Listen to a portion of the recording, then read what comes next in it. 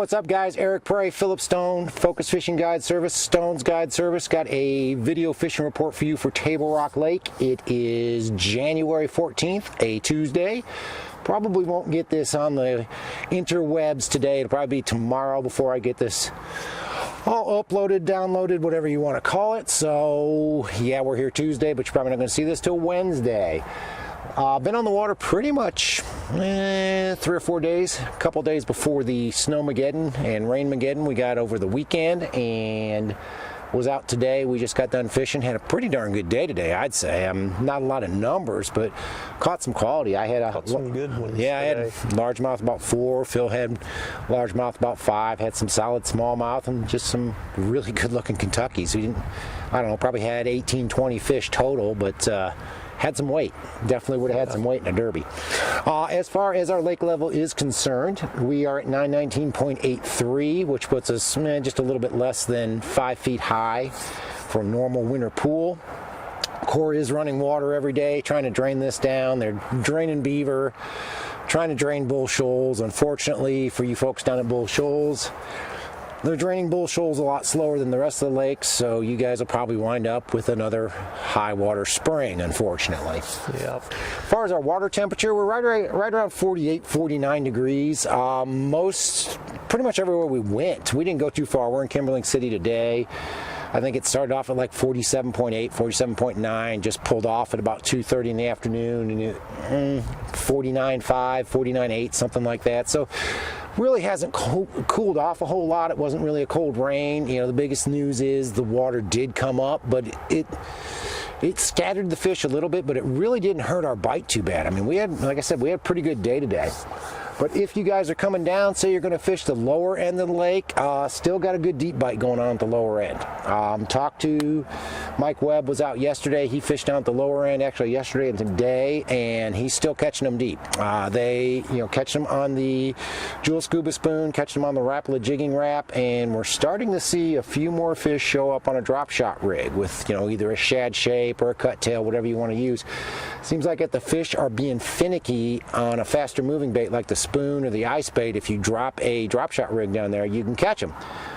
Most of them are still deeper. Most of them are still in that 40 to 60 foot range, over 70, 80, 100 foot of water. Here, they were in the guts of the creeks. I know Webb's catching them more in the guts of the creeks. We're really not catching a lot on the main lake. Most of them seem to be in the guts of the creeks right now. Other bite that's working really well down on the lower end is an A-rig. I know you've been throwing an A-rig. You caught a good one here on an A-rig today. Yes. Where are you catching your A-rig fish? A lot of them, secondary points. We caught a few out over the deep trees today in the guts of those creeks, but I think the main thing is look for the shad. Yeah. Well, that makes sense. I mean, most of the shad are in the creeks right now, so that's where you're going to catch most of the fish. That's where we're catching our deep fish, and it makes sense that you're catching A-rig fish there as well. Yeah, absolutely. We saw fish busting on top this morning. Yep. Launching the boat. Yeah, we caught a couple right back here in the back of Fisher Creek on an A-rig. They were busting shad. The shad are in the back of this creek. They're in the back of most of the creeks we went to. So definitely an A-rig bite going on, not just here, but down by the dam. Stick bait bite, guys, we've been talking about it, and I really think we're not going to get a real good stick bait bite till the water cools off. Yeah. The fish seem to be too deep to really catch them on a stick bait yet, even with the +1 and +2 from Megabass. I know up the rivers, guys are catching a few on a stick bait, but really down by the dam and even in the mid-lake area, we're not catching them as good. And I haven't talked to anybody that's really killing them on a crankbait right now. No, it's, I think the water, we've had a fairly mild winter, so far, and that dictates a lot of the crankbait bite and the stick bait. Yeah, absolutely does. Come up here in the mid-lake where we are today, definitely want to have some sort of a deep fish pattern going on. I mean, we caught them on the Scuba Spoon, we caught them on the Jigging Rap, and like I said, caught them on a drop shot as well. With the shad shape worm was our best bait on that. Again, most of these fish, guts of the creeks, half to 3/4 of the way back, some of them a little bit further back, but really it seems like your better concentrations of fish are in that overall depth of 60 to 80, maybe even 90 or 100, and the fish themselves are somewhere in that 30, 40 to 60 foot range, relating to treetops and relating to shad. I said this last week, I'll say it again, if you go into a creek and you're not seeing any shad, just turn around and get out of there, because you're going to struggle to get bit. You may find some fish back in there, but it really seems like those fish are dormant. A-rig bite, I mean, you caught a nice one, 5.5 pounder on an A-rig today. I caught a couple on an A-rig today, not as big as yours, but I did catch a couple of decent fish on an A-rig. Secondary points are around trees. Does that kind of ring true? That seems to be the best bite. They're today again we were seeing fish busting. The shad were pushed up near the surface, and it's you got to be around the shad. Of course, secondary points, trees, timber, things like that are going to hold fish. So yeah, it really seemed to make a difference if you had. With number one, you had to have shad. Right. Any of the creeks we had shad, and if we started to see the shad come up from the bottom or come up shallower than 30, 40, or 50 feet deep, start to see little groups of shad getting busted off, or actually seeing them flicking on the surface, really seemed to be where we were catching them. But most of them were around secondary points or around timber. That seemed to be the two key things for catching them today. We didn't throw a stick bait today. Again, I really feel like we need some cooler temperature. I'm sure you could probably go out and catch a handful of fish on a stick bait if you stuck with it all day long and keyed on these areas where the shad are up shallow. You probably could catch quite a few on a stick. No, I don't want to say quite a few. You could probably catch a few on a Megabass Vision 110. +1, +2, or the Spro Mix stick, either one. I think you could catch some on it. I just think you're better concentrations and you're going to catch more fish if you're fishing deep or if you're throwing an A-rig right now. Yeah. Go up into the James. I have not been up in the James since the water came up. This first day in the water, we stayed in the mid-lake area. I am sure there is debris up the James. I'm sure we've got a lot more watercolor up the James. I've seen some pictures and some videos of Flat Creek and the James River where it was running muddy on Saturday and Sunday, so all that's going to be washing down. If you're going up the James, be careful. Keep your eyes open. There are always big floaters up the James. You can tear a boat up in a hurry up there. If you're going up there, I would probably throw two baits. I would definitely have a jig tied on. I'd have the Jewel Pro Spider jig, 7/16 in something a little bit brighter than normal, whether it be Missouri craw or bass whacker, something that's got some chartreuse and some orange in it, and I would key on steeper banks, rocky steeper banks, channel swings, the ends of channel swings, probably in the creeks, just because the amount of shad we're seeing in the creeks on the lower end. I would say on the upper end, you get up in the James, you're going to see the same deal.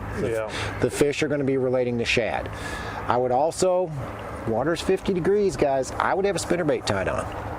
I would throw the gem blade from Jewel, or maybe a War Eagle spinnerbait, something that's a little bit brighter colored. And if I started to see shad, I would definitely throw a spinnerbait around the shad if they're up near the surface like they were today, because I think you could probably catch them. It's still warm enough. The fish are still chasing shad. I think you could catch them on a spinnerbait up there. What do you think? Absolutely, especially the activity we saw today. I absolutely think you could. Absolutely, I'd have a spinnerbait tied on. I don't think I'd mess with a stick bait. Maybe a crankbait. Again, guys, if you get a windy day, cloudy day, it was pretty dead slick calm today, so we didn't really have ideal conditions. But if you had a windy day, you could probably catch a few on a rock crawler or wiggle wart or Curve 55. But water clarity is going to really start to dictate that. You're going to want to throw brighter colors, your reds, your chartreuses. The old watermelon wiggle wart comes to mind. That one was bright chartreuse with a bright green back. That one always seemed to work when the water got a little stained or dingy. Go up into the White River. I'm sure the same bites are working in the White River that are working here. They were working last week before the water came up, so I'm sure you're going to be able to catch them. Again, your deep bite with a spoon, jigging wrap, drop shot, and I would stay in the creeks. If you want to go out and look for shad, look for fish. We did find some fish on the main lake today, but it was a lot harder to get them to bite because we didn't have the concentrations of shad. So I would definitely look in the creeks, the bigger creek arms. They're at Baxter, Big Creek, Mill Creek, further on up. I would definitely look for shad in the creeks to be key for you to catch fish. A-rig bite, what do you think? Again, back in those creeks, secondary points, timber, things like that, the steeper banks. You know, I don't think the shad on the main lake, there's just not any. There's too much current for them. It's pushed them back in these creeks, and that's where you're going to find the fish. I mean, they're running a lot of water on Table Rock right now, and they will continue to run it to try to get it back down the normal pool, and then they're going to be dropping beaver. And Bull Shoals doesn't affect this lake nearly as much as beaver does, but we're going to be dealing with current, and we haven't had current has not been our friend all year, so we're going to have that for the next few weeks as well. So keep that in mind if you're coming down. And keep in mind that, you know, the bite's been better back in the creeks right now. Yeah. That could change. It could certainly change. But, you know, with all the water that has come in and is still coming in, it's going to draw those shad back towards the back, and the fish are going to follow them. Yeah. So you definitely, you know, keep your deep stuff on, keep your A-rig on. Water cools off, we'll start talking about a stick bait again. I'm sure the Megabass Vision 110 +1 and +2 and the Spro Mix stick will start working once the water cools down. But again, we're still 50 degrees and we don't have a shad kill going on, and you really want to have at least a few shad flicking and looking a little injured before that stick bait bite turns on. Jig bite was really strong when I was up there last week. Caught quite a few on the Pro Spider jig, again throwing a 7/16. And even back then, before we had all this water, it seemed like the bite was better back in the creeks than it was out on the main lake. Yeah. And even if it's just a short little creek or a pocket, it really seemed like the shad had moved back in and the fish had followed them. So most of those fish were coming on steeper, rocky banks. 8 to 15 foot deep seemed to be the key depth. A little bit shallower if it was cloudy like it is today, but for the most part, 8 to 15, maybe 20 feet deep on that. Guys, we are halfway through January. Trying out some new equipment, so if this doesn't work or if you don't like the video, sorry. I spent a lot of money on some new equipment, so we're going to try some new stuff. But the fishing is good. We had, we didn't catch, it wasn't a 50 fish day, but the fish we caught some really good quality today, and had a good time. We caught some good fish. The bite's good. The bite should continue to be good. You know, if it does cool off, we'll start talking about throwing a stick bait, but right now, I mean, we're catching them deep, catching a few on a jig, catching a few on an A-rig. I mean, there are definitely ways to catch fish right now. If you guys are coming down, you want to learn how to throw an A-rig, want to fish deep, now's the time to come. This bite, the deep bite will only get better. Yeah. You know, if it cools off, the deep bite will get better. It'll get the fish a little bit more concentrated. Yeah. But if you want to learn how to fish deep, now's the time. Guys, we have got a lot of really cool stuff coming your way. And hopefully within the next 4 to 6 weeks, we'll be able to tell you about some of the really cool things we got going. We've partnered with another company. We're going to have all kinds of really cool ways to help you catch more fish, have more fun on the water.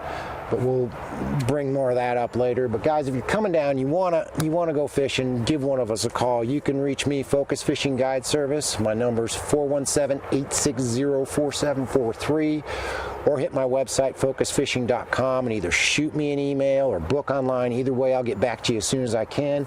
March is filling up already. April's starting to fill up already. So if you're thinking about coming down in the spring, start making a decision and get with me as soon as you can. You know, February is always pretty open, and it's kind of dicey on the weather. I know guys don't like to book out in advance, but if you're thinking about learning how to fish deep or throw an A-rig, it's prime time to do that. But guys, thanks for watching the videos. Take a minute to subscribe if you haven't. I was looking at my analytics last week. Got about 5,000 subscribers, but the people that watch the videos, over 60% of you don't subscribe. It don't cost nothing, fellas. Come on, hook a brother up, subscribe. Get me up over that 5,000 number. But anyway, guys, thanks for watching. Can't wait to hear from you. We'll see you on the water.